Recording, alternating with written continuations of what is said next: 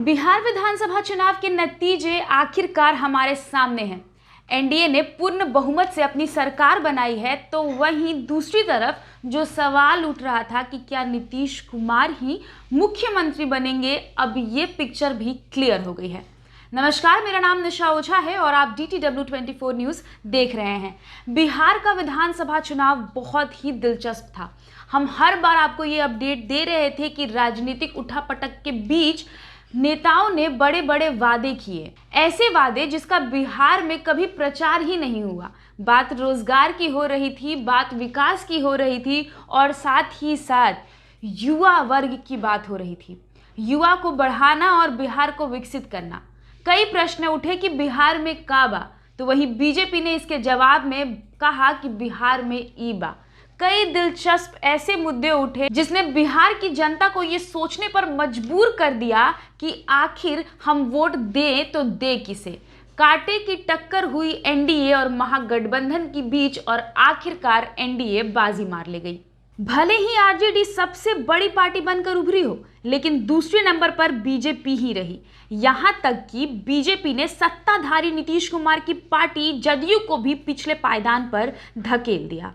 बात हम तेजस्वी यादव की भी करेंगे। तेजस्वी यादव ने जिस तरह महागठबंधन का नेतृत्व को संभाला, उसे देखकर ये कहना गलत नहीं होगा कि तेजस्वी यादव भी इस बार के विधानसभा चुनाव में बड़े नेता बनकर उभरे हैं।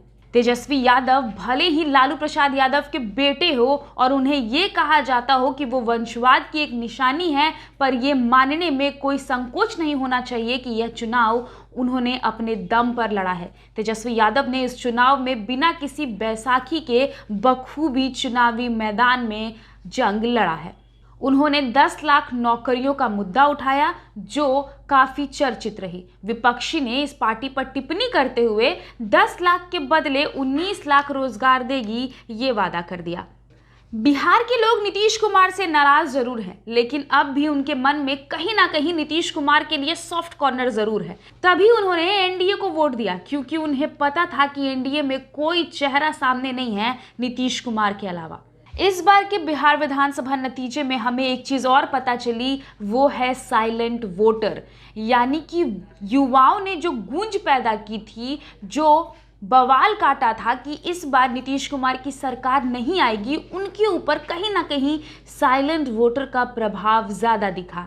यानी कि इन वोटरों की भूमिका भी बहुत अहम रही। जहां महागठबंधन की रैलियों में बड़ी बड़ी भीड़ देखी जा रही थी और बीजेपी और जदयू की रैलियों में कम लोग आ रहे थे, तो वहीं इन साइलेंट वोटरों ने बिहार विधानसभा चुनाव की पूरी तस्वीर ही बदल कर रख दी। महागठबंधन के लिए जो पार्टी सबसे बड़ा कलंक साबित हुई, वो कहीं ना कहीं कांग्रेस ही रही। बहरहाल बिहार की जनता ने अपनी सरकार को चुन लिया है और मुख्यमंत्री के रूप में नीतीश कुमार ही अब फिर से सत्ता पर बैठेंगे और उनके नेतृत्व में ही बिहार का विकास भी होगा। इस तरह की तमाम बड़ी खबरों को देखने के लिए हमारे चैनल के साथ बने रहिए। अगर अब तक आपने हमारे पेज को लाइक नहीं किया है तो फेसबुक पर लाइक कर दीजिए और यूट्यूब पे सब्सक्राइब भी कर दीजिएगा। बहुत बहुत शुक्रिया।